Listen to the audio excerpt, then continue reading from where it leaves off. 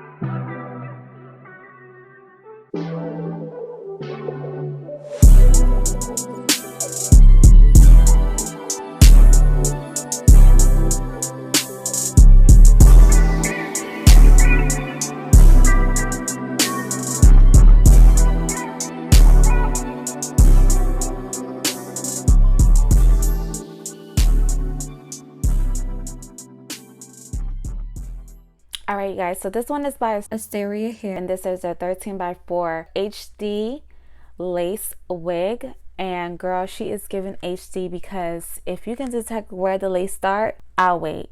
The lace is starting somewhere, but I just can't really map it out, really. Can you? You can't. Exactly. I absolutely love it. I love it. I love that for me. I love that for me, and I love that for you guys. And that's why I had to run on here and literally show you guys what is given, because she is giving all cutie for the holidays. And I just can't wait to sit on that table for the holidays and like serve. You know, if you were into still the lace vibes, I am kind of straying away from the lace vibes a little bit, but if you were still definitely still into lace vibe, you want to give your hair some break, this is definitely up your alley, babes. You are going to love it, and you are not going to look any further. And when I tell you guys, I literally did no plucking with this wig, literally no plucking. All I did was part the hair. I pulled out some baby hairs. I kind of trimmed the baby hairs a little bit to how I would, the length that I would like it. And I went ahead and laid out the wig, as you guys will see me do. I'm in love. I am in love, like 10 out of 10. You guys know when you get this type of energy from me, run.